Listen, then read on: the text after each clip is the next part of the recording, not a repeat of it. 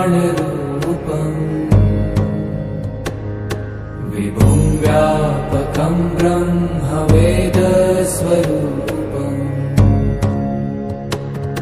निजं निर्गुणं निर्विकल्पं निरीहम् चिदाकाशमाकाशवासं भजेऽहम्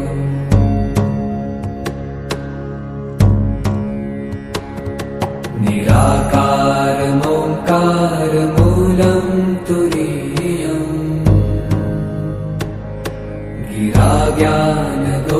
गिराज्ञानगोतीतमीशं गिरीशम् करालं महाकालकालं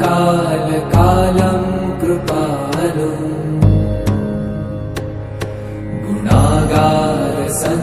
गुणागारसंसारपारम्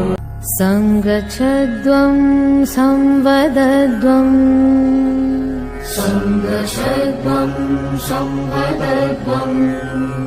संवो मनांसि जानता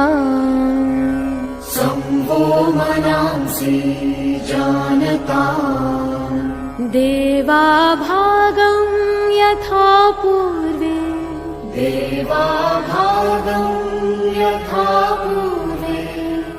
संज्ञानाना उपासते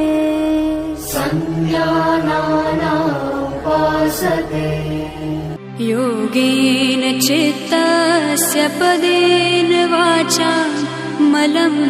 शरीरस्य च वैद्यकेन योपाकरोत्तम प्रवरं मुनीनां पतञ्जलिं प्राञ्जलिरानतोऽस्मि योगेन चित्तस्य पदेन वाचा मलं शरीरस्य च वैद्यकेन योपाकरोत्तम प्रवरं मुनीनां पतञ्जलिं प्राञ्जलिरानतोऽस्मि योगेन चित्तस्य पदेन वाचा मलं शरीरस्य च वैद्यकेन योपाकरोत्तम प्रवरं मुनीनां पतञ्जलिं प्राञ्जलिरानतोऽस्मि योगेन चित्तस्य पदेन वाचा मलं शरीरस्य च वैद्यकेन योपाकरोत्तम प्रवरं मुनीनां पतञ्जलिं प्राञ्जलिरानतोऽस्मि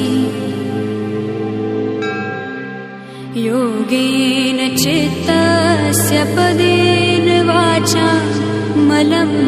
शरीरस्य च वैद्यकेन योपाकरोत्तम प्रवरं मुनीनां पतञ्जलिं प्राञ्जलिरानतोऽस्मि योगेन चित्तस्य पदेन वाचा मलं शरीरस्य च वैद्यकेन योपाकरोत्तम